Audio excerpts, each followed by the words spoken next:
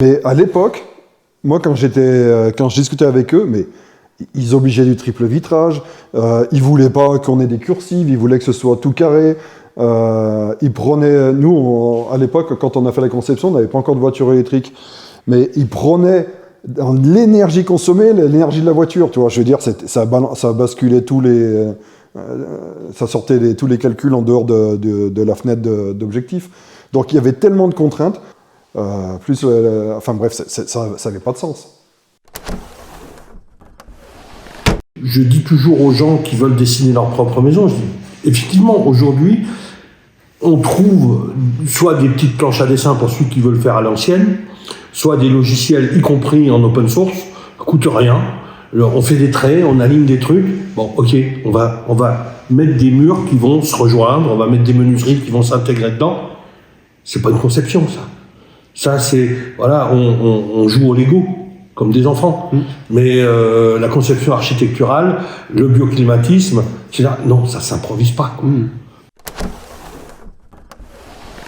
À partir du moment où les gens prennent un tant soit peu conscience sur un point ou un autre, ça va être sur l'énergie, ça va être sur le côté santé, ça va être peu importe, mais à partir du moment où ils commencent à mettre un doigt dans un système vertueux, on va l'appeler comme ça, même si ça peut sembler prétentieux, forcément, ils vont vers plus de vertu, y compris ailleurs. Bien sûr.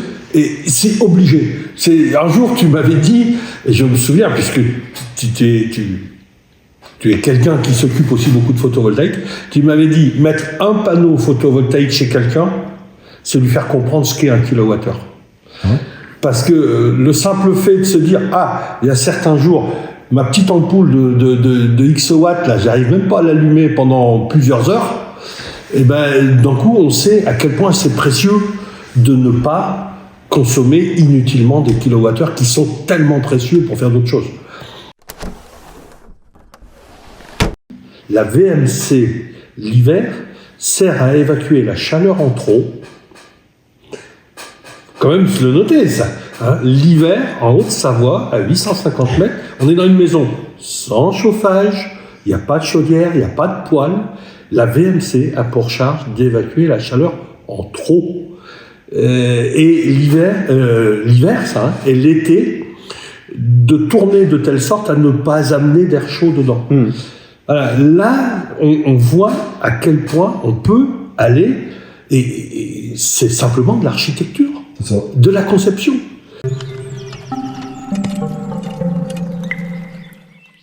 Bonjour, nous sommes Geoffrey, Claude, en Haute-Savoie. Je vous ai souvent parlé d'une maison à laquelle j'avais participé il y a quelques années, qui a des performances remarquables. Eh bien aujourd'hui, non seulement on va vous en parler, mais on est dans la maison. Nous sommes donc en Haute-Savoie, comme je vous l'ai dit. Nous sommes dans la vallée du Gifre. La commune, nous sommes sur Mieuxy. Et nous sommes chez Fabrice et Cécile, que vous ne verrez pas, qui préfèrent ne pas être à l'image, mais on entendra le son de leur voix, et nous vous mettrons des images de cette maison. Donc, nous avons déjà travaillé, Fabrice et Cécile, avec moi, il y a plusieurs années, puisque c'était, si ma mémoire ne me trompe pas, en 1998. C'est bien ça, Fabrice? Ouais, peut-être même un petit peu avant. Un petit peu avant, ça a commencé en 96. 96. Et donc, nous étions à l'époque là sur Bon-en-Chablais. Pour ceux qui connaissent Bon-en-Chablais, c'est les contreforts des Voirons. C'est face nord. Depuis les Voirons et depuis chez vous, on voyait le Léman. Et en France, quand on voit le Léman, eh ben, on voit le nord. Et on voit la Bise. Et il fait pas particulièrement chaud. Et c'était donc conception 96, bioclimatique déjà un peu à l'époque. Et donc, on avait atteint une performance. Alors, toi, tu aimes bien tout appareiller. Et donc, tu avais mesuré les consos. Et on était arrivé tu avais mesuré combien pour le chauffage? On était régulièrement en dessous de 30 kWh par an et par mètre carré. D'accord. Donc selon les hivers, ça pouvait fluctuer un peu, mais couramment 30 kWh, mètre carré. Un grand maximum de 30 kWh. Ouais. D'accord, mètre carré à l'année pour une maison qui avait été à l'époque isolée avec de la laine de roche, si ma mémoire ne me trompe pas. C'est ça, c'était de la laine de roche. Non, elle était très bien conçue, l'enveloppe était très bien conçue, mais c'était des matériaux conventionnels, on dirait.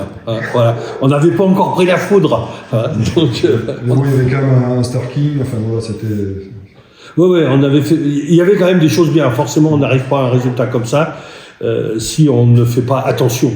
Et donc, tu avais, toi, fait toute l'isolation. Tu as toujours beaucoup travaillé sur les maisons que tu habites. Donc, bon, parce que tu aimes ça et que en plus tu y réussis bien. Alors, cette maison, vous l'avez vendue et vous êtes venu vous installer ici. Et donc, nous sommes là, donc un peu au-dessus de 800 mètres. Par contre, on est du bon côté de la montagne, hein, on est sur la Drée, là on prend le soleil, tout va bien. On est au-dessus de ce qu'on appelle la couche d'inversion. Alors, pour toi, c'était extrêmement important, hein, je me souviens. Tu savais exactement où tu voulais aller, l'ensemble général que tu recherchais, pour ne pas retrouver la situation de Bon-en-Chablais avec une jolie vue, mais du nord. Donc, difficulté quand même quand on est au nord, rendre une maison relativement autonome. Et là, on y est presque. Alors, en fait, on y est. Mais objectivement, quand on a quitté Bon-en-Chablais, c'était plus pour des raisons sociologiques que thermiques. Oui, c'est vrai. J'ai oublié cet aspect-là. Et moi, à l'époque, j'étais entraîneur de ski dans la station qui est dans ce village. Et puis, j'avais une opportunité d'avoir un terrain qui nous semblait accessible, parfait pour nous, moyennant l'abattage d'un certain nombre d'arbres. Et dans les objectifs qu'on avait, c'était d'avoir une maison qui puisse être autonome. Alors, ça peut paraître, on n'est pas des survivalistes, hein, mais c'était un objectif d'avoir une maison autonome pour voir si c'était possible de le faire à un coût raisonnable. Okay. Ça, c'était un objectif. Nous, on avait comme objectif d'être côté Adret, parce que ce qu'on souhaitait, c'était avoir un maximum d'ouverture, enfin en tout cas de baies vitrées côté sud pour réchauffer le bâtiment. Et du coup, d'être au-dessus de la couche d'inversion, c'était juste fondamental pour nous. Sinon, le bâtiment aurait honnêtement pas fonctionné s'il était côté UBAC. Ouais. Alors, pour les gens de montagne, peut-être, l'Adret et l'UBAC, l'Adret est une montagne, il y a deux côtés. Celui qui est face au sud, c'est l'Adret, celui qui est face au nord, c'est l'UBAC. Et forcément, l'UBAC, il y a moins d'ensoleillement que sur l'Adret. Donc, votre ancienne maison était sur l'UBAC, et là, maintenant, vous êtes effectivement sur l'Adret. Alors, autre petite précision, beaucoup d'entre vous, je pense, sont allés en montagne, et vous avez pu déjà constater qu'on peut être en fond de vallée sous les nuages, sous le brouillard, voire dans le brouillard, on monte un peu et on est au soleil. Et ça, c'est ce qu'on appelle la couche d'inversion, c'est-à-dire le moment où, effectivement, il y a les nuages en dessous, et on est au soleil au-dessus. Et c'est très important d'être au soleil au-dessus parce que, comme tu le disais, Fabrice, l'idée c'est de se chauffer au soleil. Et si on est sous la couche d'inversion, quand bien même il y aurait du soleil, on ne le voit pas. Donc, et c'est lui qui chauffe la maison. C'est peut-être ça que tu voulais... Non, ce que je voulais... non, il y avait aussi un autre point, c'est que dans tes objectifs, ou je ne sais pas si c'était un objectif secondaire, c'était d'avoir un minimum d'entretien et que ta maison te demande peu d'occupation, en gros. Alors, oui, ça c'est encore un autre point, c'est qu'on avait un objectif de minimiser les coûts d'exploitation. Alors les coûts d'exploitation, tout le monde pense chauffage, mais chauffage c'est qu'une chose, parce que chauffage, oui, c'est un coût d'exploitation, mais c'est aussi de l'investissement, parce que la chaudière, elle n'est pas éternelle, il faudra un moment la remplacer. Mais pour nous, c'était aussi éviter les coûts de peinture. C'est-à-dire que dans cette maison, il n'y a pas un endroit où il y a de la peinture. Les essences de bois ont été choisies pour qu'on n'ait pas besoin de les peindre. Les bandes de rive, elles sont toutes réhabillées en aluminium de telle manière à ce qu'on n'ait pas besoin de les entretenir. Donc la maison était conçue de A à Z pour minimiser les coûts d'exploitation. Et quand je dis minimiser les coûts d'exploitation, c'est qu'au total, aujourd'hui, dans cette grande maison qui est vide parce qu'on n'a plus d'enfants, en gros, on dépense 80 litres d'éthanol pour se chauffer dans les cas particuliers, ou pas forcément les cas où il fait froid. Parce que chaque fois qu'il fait froid, on a du soleil, et dans la maison, si on ne la refroidissait pas en plein hiver, elle monterait à 26 degrés. Mais dans les cas où dehors il fait 0 degré, et puis on est dans les nuages, et à ce moment-là, la maison, oui, elle perd gentiment en température. Si on ne faisait rien, elle descendrait à 15 degrés.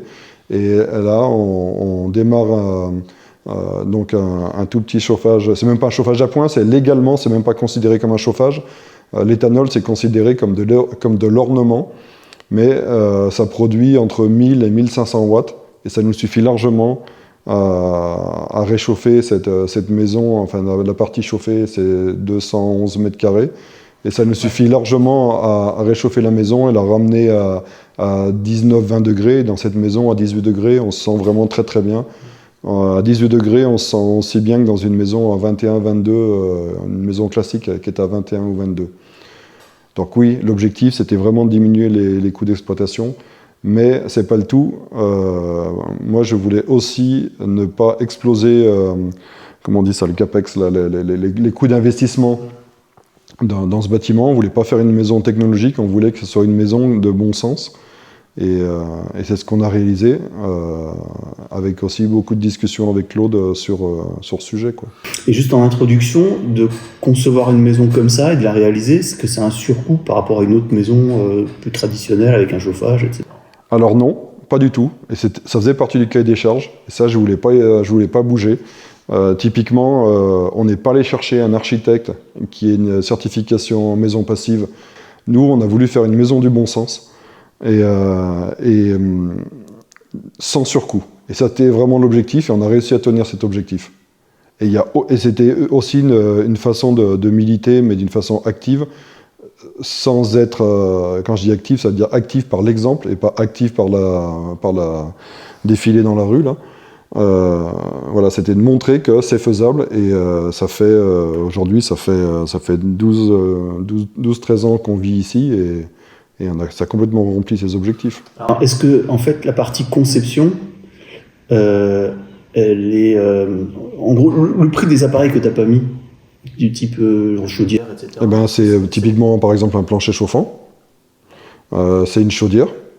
Alors là, soyons clairs, la liste que Fabrice est en train de nous dresser, c'est des équipements qui n'ont pas été nécessaires dans la maison. Hein. C'est pas voilà, ça c'est ce qui a été économisé. En gros, ce qu'on a économisé sur la maison, on l'a réinjecté dans la performance des menuiseries, parce que les menuiseries, c'est le point faible d'un bâtiment, dans l'isolation du bâtiment. Et en plus de ça, on s'est mis une contrainte qui était énorme, qui était de ne pas avoir une maison cubique, parce que quand on veut faire une maison passive, généralement on nous dit qu'il faut des volumes qui soient extrêmement cubiques. Et nous, on voulait que notre chalet soit à l'image des anciennes fermes par chez nous, où si vous pourrez montrer les plans là, mais en gros cette maison, il y a 3 niveaux, et les 3 niveaux, il n'y en a pas un qui a la même taille. Donc on a des déperditions liées à une augmentation de la surface des parois qui est quand même très importante, et parce qu'on voulait garder un style. Et malgré ces contraintes-là, on a réussi à faire une maison qui a minimisé les coûts d'exploitation vraiment au maximum. Ah oui, et donc on le verra par les images, mais quand on monte la route, cette maison qui est passive, elle ressemble à des maisons d'ici. C'est vraiment une architecture au savoyard. C'est ça.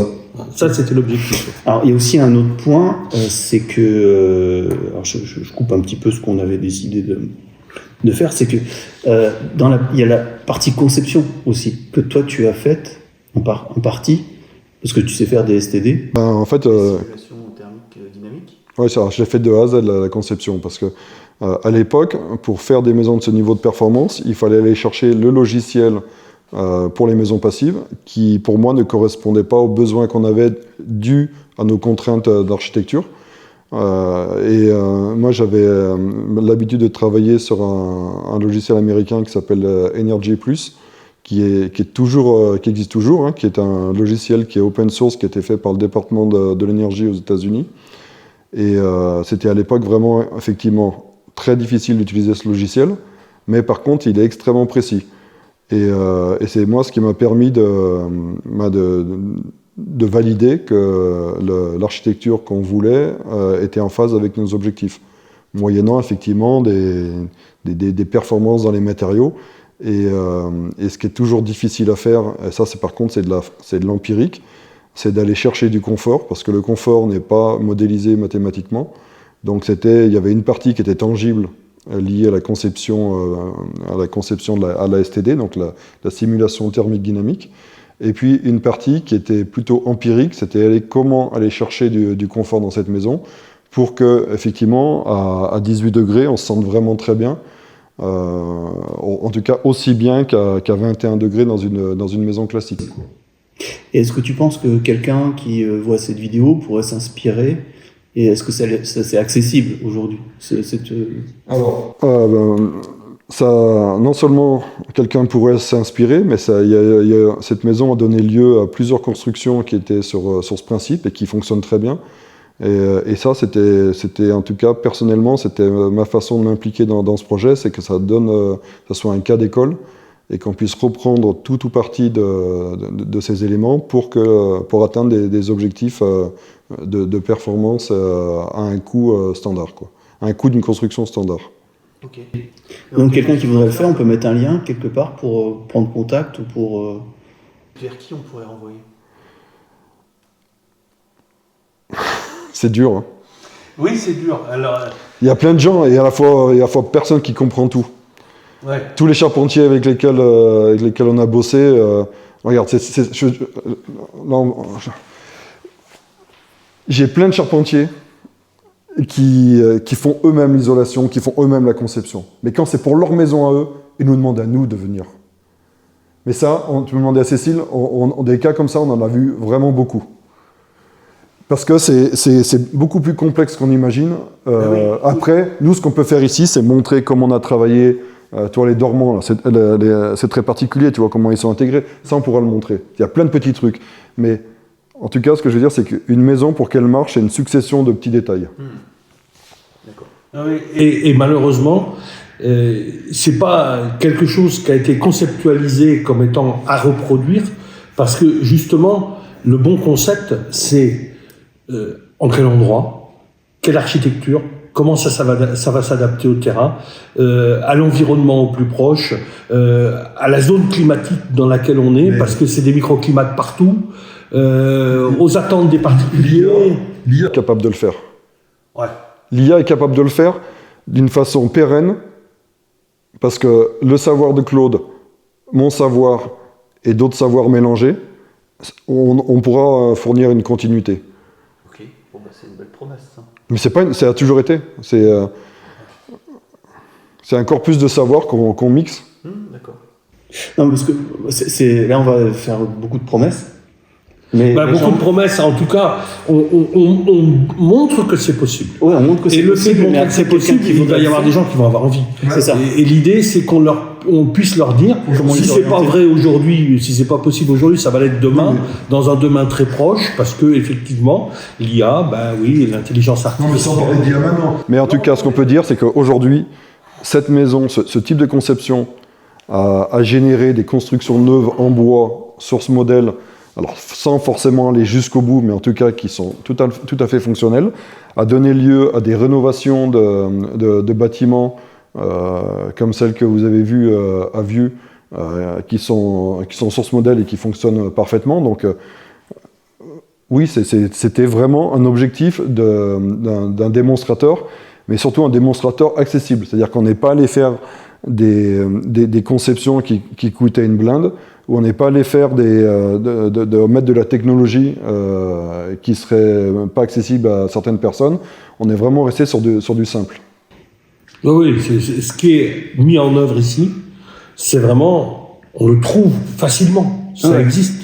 On n'a pas inventé des concepts, on n'a pas développé des systèmes hyper sophistiqués. Non, c'est sous certains aspects, il y a de la haute technologie parce que tu aimes ça, parce que tu sais t'en servir, mais la maison en elle-même, on n'est pas obligé de se donner les moyens. C'est combien, 17 000 km à l'année que vous faites sur de l'électrique solaire?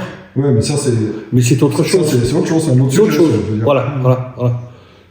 Donc en parlant des matériaux, donc c'est maximisation d'utilisation du biosourcé. Ouais, ça, c'est un objectif fondamental. Alors, c'est pas choquant ce que je veux dire, c'était pas forcément pour le bien-être de la planète. Pour nous, c'était naturel de faire ça, mais c'était pour notre bien-être, pour notre santé. Typiquement, dans cette maison, tous les murs sont chauds pour des raisons sanitaires, pour des raisons de confort. Tous les choix des matériaux, pour moi, c'était super important que ce soit des matériaux biosourcés. Et ma définition, alors c'est pas moi qui l'ai inventé, hein, ça c'est ce que j'ai entendu entre autres au Canada, là, c'est une vraie maison biosourcée, c'est une maison que si demain je la bats, je la mets par terre, dans 3 ans, la nature a repoussé sur la maison, elle aura digéré toute la maison. Et moi, j'ai toujours gardé ça en tête en disant, tous les matériaux qu'on met dans cette maison, c'est des matériaux qui, si j'effondre la maison, dans 3 ans, la nature reprend le dessus. Et voilà, c'est tout simple comme concept, mais c'était mon... Et aussi d'utiliser le moins de bois possible, parce qu'on est dans de l'ossature bois, bardage. Ouais, ça c'est un paradigme qui était difficile à casser en Haute-Savoie, c'est que chez nous, les volumétries et les cubages de bois sont colossales. Si on va en Maurienne, même altitude, on a des sections de bois qui sont 3 fois plus petites, mais ici, les sections de bois sont monumentales. Et nous, notre vision, c'était de dire pourquoi mettre des monstres sections cachées. Pour rester dans l'harmonie du site, il faut que les poteaux apparents soient dans une section raisonnable. Mais les poteaux cachés, ils n'ont aucune raison d'avoir des dimensions de dingue s'il n'y a pas besoin. Donc on a tout fait pour diminuer le cubage du bois, pour 2 raisons, parce que je ne vois pas l'intérêt de dépenser du bois qu'on ne voit pas. Et deuxième intérêt, c'est une minimisation du coût de la construction. Ok, et donc si on reprend maintenant les grands principes de fonctionnement de la maison, c'est solaire, captation au maximum de l'énergie solaire. Alors c'est oui et non. C'est l'hiver, captation au maximum de l'énergie solaire. Ça veut dire qu'en plein hiver, on a les rayons du soleil qui arrivent en fait jusqu'au pied de l'escalier là. Ça veut dire qu'en gros, le soleil arrive... Il peut être à 5-6 mètres. Ouais, mais en tout cas arrive à facilement plus de 3/4 de la pièce principale. Donc c'est colossal. Mais par contre, c'est l'inverse pour l'été. L'été, le soleil se rapproche au pire à 50 cm des menuiseries, c'est-à-dire ne rentre absolument pas dans la maison. Parce que la conception bioclimatique fait que les rayons de soleil, on a une casquette avec un balcon, on a aussi un avant-toit en haut qui est monumental, qui fait à peu près 4,50 m.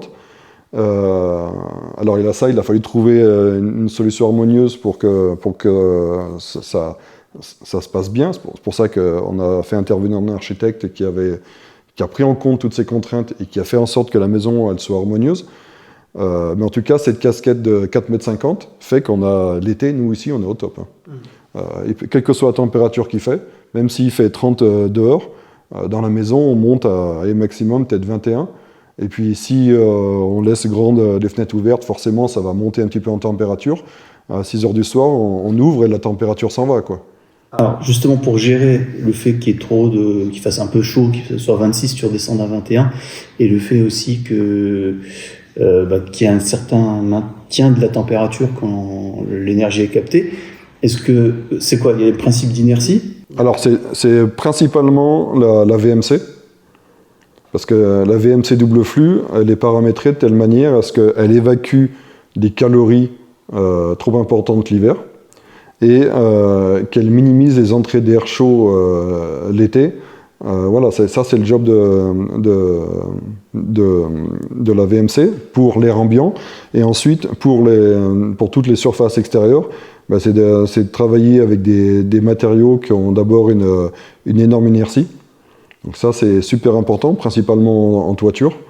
Donc nous, on n'a jamais un rayon de soleil qui descend dans les chambres. Je veux dire, la chaleur du soleil en toiture, elle reste en toiture.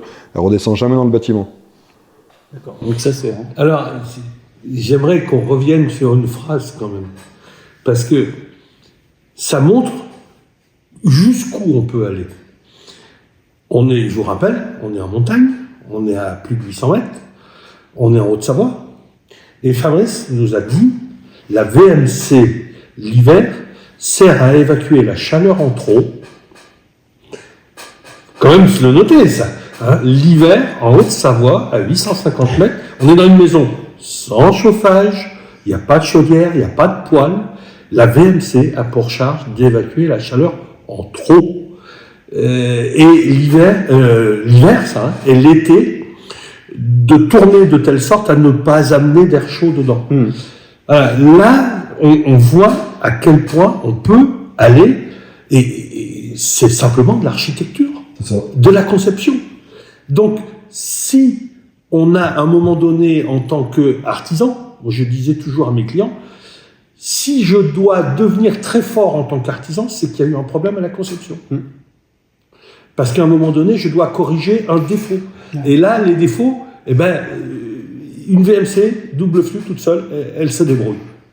Et ce qui ressort aussi de la formation, c'est que l'énergie qu'on injecte dans un bâtiment, c'est pour compenser les défauts de conception. Oui, bah oui. S'il n'y a pas de fuite, s'il n'y a pas de perte, et s'il n'y a pas d'entrée excessive, parce qu'il faut tout voir, il ne faut pas en perdre quand on doit la garder, mais quand on en a trop, il faut pouvoir l'évacuer, et pour éviter d'en avoir trop, il faut l'empêcher d'entrer. Donc voilà les défis à relever. Mais en revanche, est-ce qu'il y a de la masse pour stabiliser la température? Alors, ça, c'est peut-être un petit défaut dans la maison, c'est qu'il n'y a pas assez de masse. Je vais donner un exemple. Moi, ce qui m'a marqué, c'est quand on a aménagé dans cette maison, on avait des meubles qui étaient en plein hiver restés à Vuan-Sala chez un garde-meuble. Et quand on a rentré les meubles dans la maison, on a eu une semaine de froid. Juste parce qu'on a amené des meubles froids dans la maison. Donc là, je me suis dit, bon, ça manque peut-être un peu de masse thermique. La maison était conçue pour que, juste derrière le poteau de Claude, là, on puisse avoir un mur, sous la sommière, qui puisse être en terre, mais ça aurait coupé le volume, donc on ne l'a pas fait. Ça pourrait être... Il y a le poteau de l'escalier en hélicoïdal, voilà, qui est prévu à être rempli. Alors, il est conçu pour pouvoir y stocker du liquide. Oui. Je ne l'ai jamais branché. Il fait 20 cm sur 5 mètres, ça fait en gros, si je calcule vite, ça fait dans les 170 litres. Donc ça fait quand même une masse thermique qui n'est pas négligeable. Donc ça pourrait être une masse thermique supplémentaire. Mais bon, franchement, c'était pas bloquant. Si ça avait été un problème, effectivement, on l'aurait rempli. En gros, c'est ta variable d'ajustement. Ça oui. On l'a pas utilisé parce qu'il n'y avait pas vraiment besoin. Ouais, et c'était prévu, et c'était presque quelque chose qui permettait de capter ou de diffuser, c'est ça. Puisqu'il c'est un peu un radiateur quelque part, parce qu'il a des ailettes. Non, c'était surtout une masse thermique. Oui, mais avec une possibilité de diffusion ou de recaptation. Oui, aussi, bien sûr. Et puis on avait envisagé à un moment donné un mur de masse aussi au niveau dans une des parties du. C'était ici. Ah, c'était ici. Ok, moi dans ma tête c'était au niveau de l'îlot central de la cuisine. Non, c'était ici. On avait dit que ça serait une possibilité. Donc structurellement, c'est toujours possible de le faire. On n'a pas eu besoin de le faire. Mais oui, effectivement, il y a toujours des moments où quand on a 3 semaines de nuages par 0 degré, il faut mettre il faut 3 enfants qui courent dans la maison, et là ça se passe très bien, ou on met un peu d'éthanol dans un brûleur et ça se passe bien aussi, quoi. Je veux dire, c'est... Ouais, donc en fait très faible. Ah ben oui, c'est pour ça que, typiquement, moi je vois pas l'intérêt de séparer une belle pièce en deux, là, pour aller gagner 30 litres d'éthanol, quoi. Je veux dire, c'est...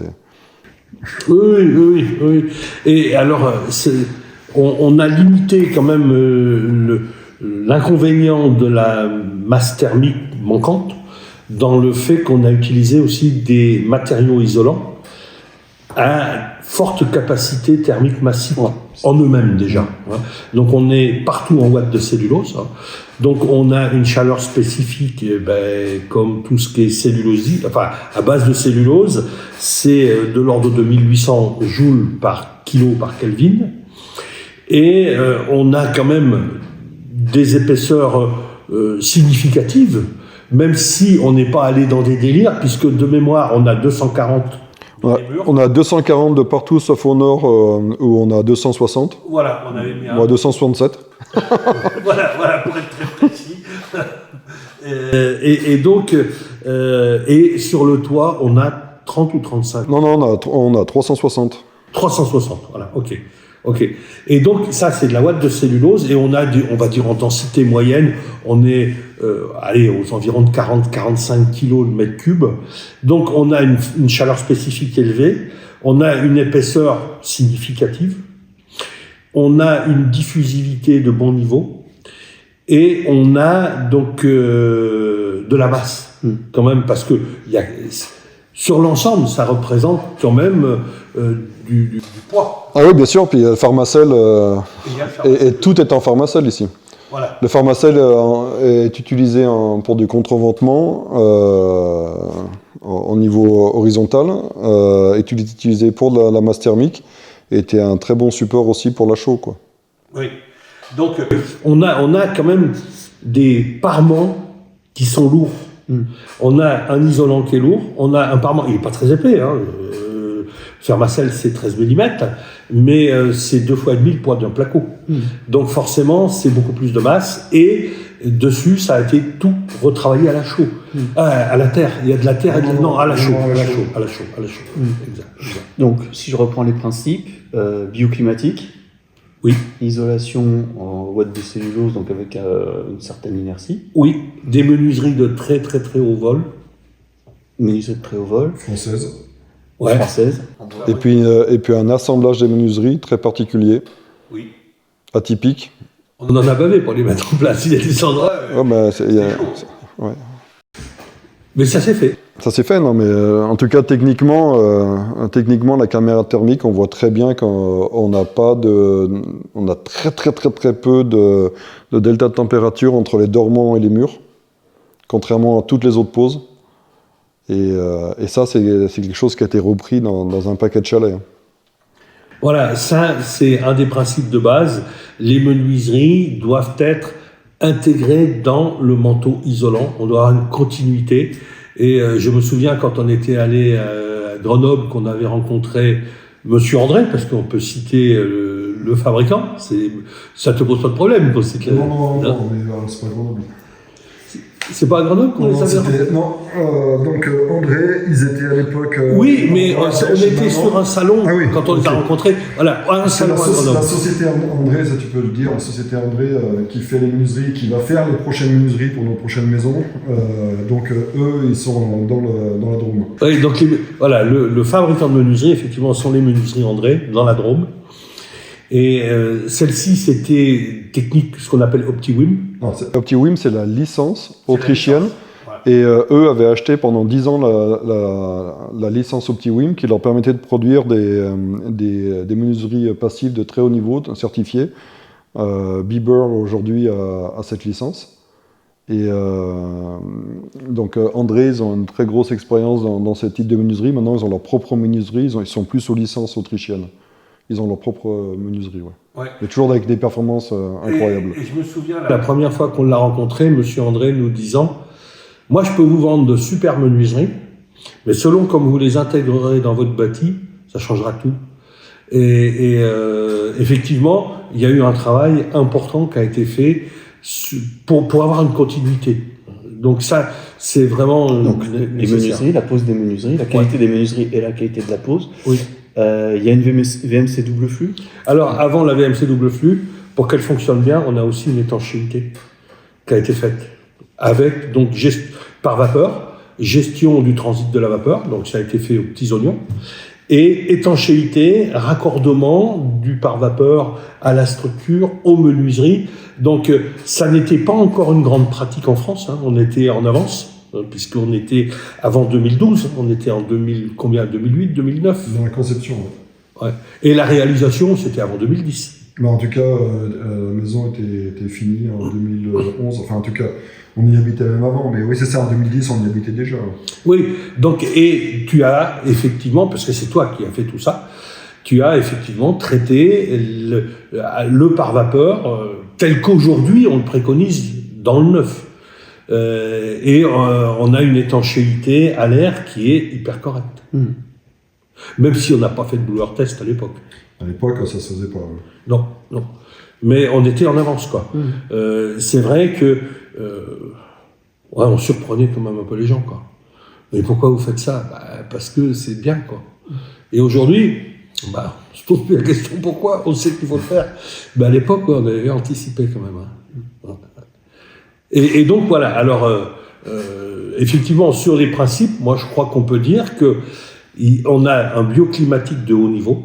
Hein, donc ne nous demandez pas qui est l'architecte, on peut vous le dire, hein, c'est Christian Post, mais Christian Post est à la retraite depuis 10 ans.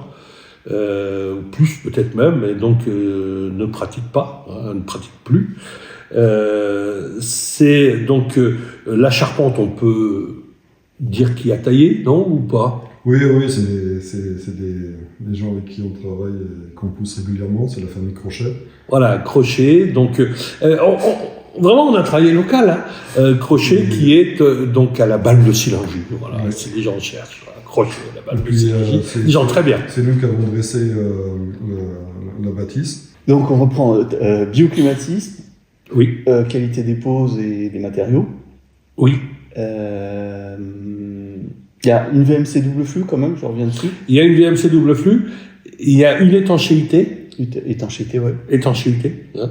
Donc on n'a pas énormément de masse, mais on a quand même de la masse dans la sélection de l'isolant. On a choisi un isolant qui permet effectivement d'avoir un peu de masse, qui a une bonne diffusivité, donc un transfert relativement lent et une capacité à stocker du côté d'où ça vient. Hein. Donc le chaud plutôt à l'intérieur l'hiver et plutôt à l'extérieur l'été. Hein. Et on a effectivement une VMC double flux, même thermodynamique. Hein, donc la pompe à chaleur, elle est toute petite, mais il y a quand même une pompe à chaleur dedans. Donc, grand principe de conception au niveau structurel, c'était minimiser les volumes de bois. C'était d'utiliser des techniques qui ne sont pas courantes, voire rares en Haute-Savoie, c'est de la poutre en I par exemple. La poutre en I, ça peut paraître tout bête, mais ça nous a permis d'économiser une panne. Ça nous a permis de faire des grandes portées très facilement. Ça nous a permis d'éviter de faire un toit avec des compensations qui coûtent cher en volume de bois et thermiquement. Voilà, les grands principes, c'est d'optimiser les coûts et les performances énergétiques. Okay. Les grands principes, c'est aussi de ne pas partir dans le paradigme à l'époque, hein, maintenant ça a changé, hein, de dire voilà, on met des triples vitrages de partout. Parce qu'à l'époque, les facteurs solaires n'étaient pas aussi performants sur les verres qu'aujourd'hui. Du coup, ici, on est en triple vitrage sur la partie est qui donne sur la forêt et sur la partie nord qui ne voit pas le soleil. Et les doubles vitrages sont en partie sud et ouest qui prennent le soleil. Aujourd'hui, on ne ferait plus comme ça. Aujourd'hui, on a des facteurs solaires sur les verres qui sont bien plus performants. Aujourd'hui, on serait partout en triple. Mais à l'époque, c'était déjà complètement révolutionnaire de dire on met du double qu'à un endroit et du triple à un autre endroit, quoi. Donc voilà, c'était s'affranchir de tout ce que pensent les gens et de toutes les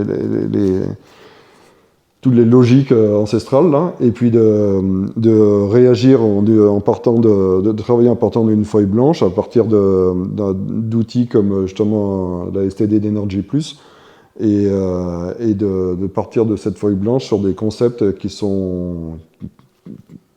en fait sont avérés être les bons, quoi. Et en prenant des données climatiques vraiment locales et pas... Alors exactement, c'est que ça on pourra en discuter plus en détail après sur la partie conception, mais aujourd'hui ce qu'il faut savoir c'est que les normes sont faites de telle manière que par exemple dans notre région on doit s'appuyer sur la météo de Mâcon. Ça c'est la norme. Si on fait tourner, on a fait tourner donc Energy Plus avec des météos locales, donc basées sur un mix entre Chamonix et puis Genève, et on obtient des valeurs réelles. Si on fait tourner ce même modèle avec la météo de Mâcon, on n'obtient pas les mêmes performances, et elles sont différentes des performances réelles. Et ensuite, pour le plaisir, on a refait la conception, on a refait une STD avec un logiciel moderne français, là, et on avait les mêmes problèmes, c'est-à-dire qu'en s'appuyant sur la météo de Mâcon, on n'était pas bon. En s'appuyant sur la météo qu'on a compilée nous en fonction des météos locales, on était parfait. Donc voilà. Ce qu'on peut dire, ce qu'on peut en conclure, c'est que les STD, qu'elles soient commerciales françaises ou en open source américain, fonctionnent parfaitement à partir du moment où on sait les mettre en œuvre. Ouais, si on leur donne les bonnes bases, les bonnes données, elles nous sortent les bons calculs. Ok. Écoute, sur le cahier des charges, là, qu'est-ce qu'on a ? Alors, on a juste une chose dont on a oublié de parler, qui, pour moi, est très importante. C'est que, parce qu'il se construit beaucoup d'ossatures bois en France, et donc elles sont pratiquement toutes contreventées. Alors qu'est-ce que le contreventement ? C'est une ossature bois, c'est des poteaux qui sont mis verticaux et il faut qu'ils tiennent debout. Donc il faut pas qu'ils se couchent et on les lie ensemble par ce qu'on appelle un voile travaillant. Et le plus souvent, on le fait avec de l'OSB, donc des panneaux de bois réagglomérés. Alors qu'on a ici en Haute-Savoie des scieries locales qui nous produisent de la volige, c'est de la planche peu épaisse, 16 mm, d'une qualité de bois, c'est vraiment, c'est pas un bois de rebut, mais c'est du sous-produit. Et donc on a la structure, alors on a les lisses horizontales, on a les poteaux verticaux, et en diagonale, à 45 degrés, on a de la volige. Et ça contrevente parfaitement, et on assure l'étanchéité au vent extérieur avec un pare-pluie agréé pour remplir cette fonction-là à cet endroit-là. Mais donc, toute l'ossature bois qui se fait en France se fait pratiquement toujours avec des panneaux OSB, alors qu'on pourrait le faire avec de la volige et donc en consommant un sous-produit local. Et ça a été, vous le verrez sur les images, donc tous les murs ici sont contreventés comme ça. Ok. Bon, maintenant je te laisse parler, après vous en ferez ce que vous voulez, mais t'as pas le droit de faire ça. Non, je sais ça, c'est hors DTU. Oui. Donc, nous, la maison... on peut le dire. Ah ouais, non, mais la maison, elle a plus de 10 ans. Moi, le problème, c'est qu'en tant qu'artisan, toi, j'ai une responsabilité aussi, mais elle a plus de 10 ans, donc maintenant, c'est mort, je veux dire. Il ne peut plus rien se passer. Mais il ne faut pas que les gens pensent qu'ils vont pouvoir demander à un charpentier de leur faire un contreventement en volige. Parce qu'il refusera. Mais ce serait quand même pas inintelligent que les organismes de tutelle reconnaissent qu'une triangulation, elle fonctionne. C'est pour ça que, tu vois, je t'ai laissé parler, je t'ai laissé finir, et après vous pourrez tout à fait illustrer ça avec la photo, pour ça que je vous l'ai mis aussi. Ouais. Mais légalement, on n'a pas le droit de faire ça. Alors que ça marche parfaitement bien, et il y a plein d'anciennes maisons qui étaient faites comme ça. Mais oui. Oui. Et on se demande pourquoi aller mettre un truc avec des cols, avec du formaldéhyde. C'est ça. Donc hier on a fait une émission, donc voilà, on parlait de formaldéhyde, et voilà, on en met, alors qu'on pourrait mettre de la volige. Voilà, aparté. Fin de l'aparté. Ok, sur le cahier des charges, enfin on est rentré aussi un peu dans les détails. Du coup, on a même couvert la partie STD. Ouais. Même la partie confort. Mais non, la partie confort, donc on peut, là, alors on a beaucoup parlé de l'architecture, on a parlé de la conception, de la localisation, et on va aussi parler du confort, hein, donc déjà une conception bioclimatique, hein, donc ça déjà on l'a abordé. On a effectivement un abri voiture qui est au nord, hein, qui fait donc tampon, et on a, alors on en a déjà parlé, mais on le reprécise, on a donc un avant-toit de 3,20 m qui limite le soleil l'été, qui ne peut pas s'approcher à moins de 50-80 cm des façades, donc qui ne vient pas réchauffer, et l'hiver qui par contre, avec un soleil beaucoup plus rasant, pénètre jusqu'à 80% de la profondeur des pièces, et donc permet d'avoir un stockage. Alors on a aussi au sous-sol donc une dalle chaud en chaud hydraulique, en tant que liant, chaud liège. Donc on a fait un mortier à base de granules de liège et de chaux, donc qui nous amène aussi une inertie thermique. Mais tu m'avais dit un jour, tu avais constaté un tout petit pont thermique résiduel vers la porte d'entrée. Non, mais c'est quelque part. Là, on chipote, là.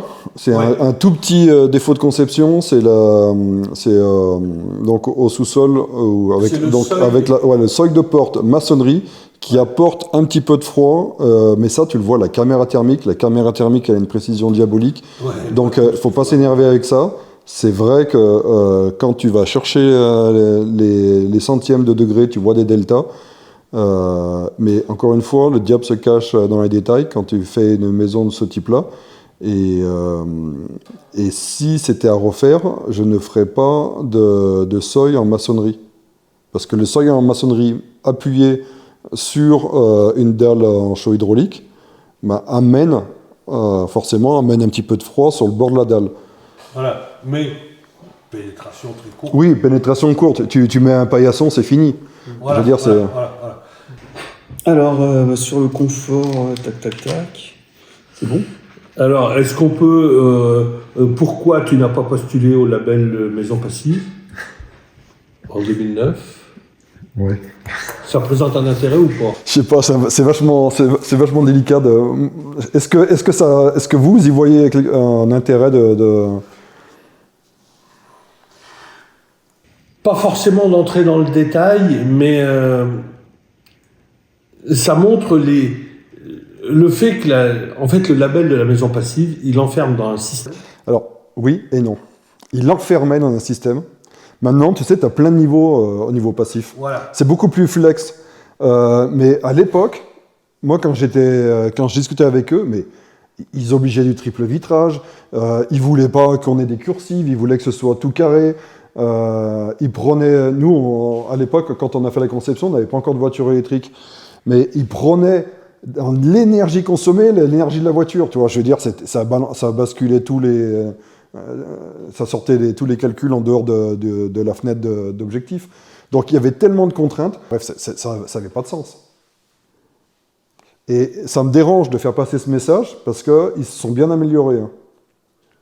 Tu vois ce que je veux dire? Maintenant, aujourd'hui, par exemple, ils séparent la consommation de la voiture électrique par rapport à la consommation de la maison. Toi, c'est bien mieux séparé. Les coûts ils sont quand même inférieurs en termes de... Toi, à l'époque, c'est 5 000 hors taxe à l'époque. Maintenant, c'est à peu près 3 000 pour faire une certification. Tu peux faire même des certifications aujourd'hui sur la Renault. Tu sais, ils sont... Donc, j'ai pas envie de leur taper... casser du sucre sur... Non, mais ok, on n'en parle pas. On dit simple. On n'a même pas dit qu'elle n'était pas certifiée passive, mais on s'en fout. Ouais, puis voilà. S'il y a un truc à dire, à un moment donné, c'est que c'est une maison qui est à toujours en dessous de 5 kW par an par mètre carré. Alors après, entre nous, il y a des matins où on se lève, où la maison est à 17. Ben, on met un coup de flamme et puis c'est fini, je veux dire. Et même à 17, on est bien mieux. Quand je me lève, il arrive parfois qu'elle est à 17. Mais c'est pas souvent. Ça va mieux maintenant avec le poêle à granules parce qu'il crache quand même la nuit. Tu vois, enfin là, faudra pas mettre ça dedans, mais même nous à 17, on est bien ici. Bien sûr. Mais si, mais on peut le dire. Oui, on peut le dire. Ouais, mais sauf qu'on reste pas à 17, tu vois. Nous, quand c'est à 17, on met un petit coup de flamme. Oui. mais Surtout si on va avoir des nuages toute la journée, tu vois. parce que on a aussi comment ils appellent le slow heat. Parce que selon certains, en Belgique, il y a un groupe qui est en train de faire des essais sur le slow heat, c'est-à-dire vivre entre 15 et 17 degrés. Pas plus. Et ils disent qu'une fois qu'on s'y est habitué, on ne fait plus la différence qu'il fasse 15 ou qu'il se fasse 17. Ils ne ressentent plus. Mais bien sûr. Parce que ils sont... Alors, effectivement, il faut d'autres choses. Hein. Mais le slow heat est probablement quelque chose qu'il va falloir qu'on prenne en considération.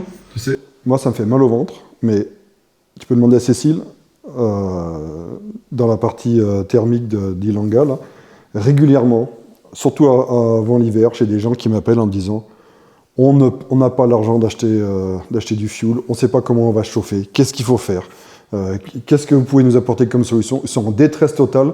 Et moi, la seule chose que je peux leur dire, c'est acheter un pull. Non, mais c'est habillez-vous. C'est évident. C'est à un moment donné, je veux dire, quand tu n'as ni le temps, ni l'argent de t'isoler correctement ou de changer ton moyen de chauffage, tu t'habilles. Ouais. Mais ça, c'est ressenti comme une grosse régression.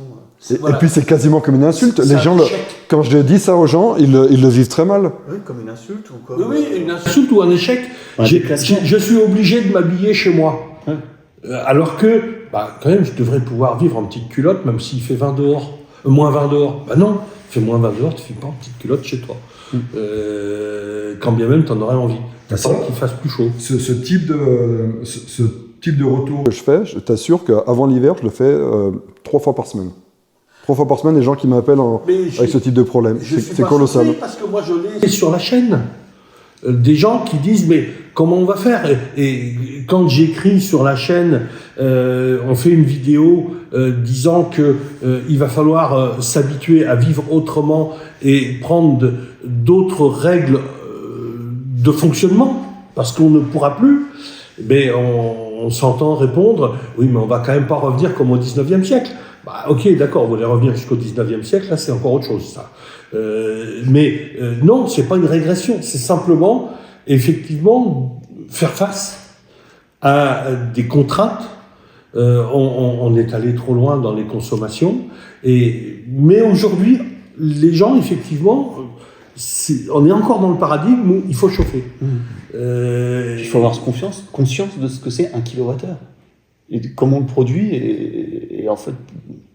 Par exemple, pour prendre une douche chaude, ça permet de faire une transition vers l'eau chaude sanitaire. Oh, bravo.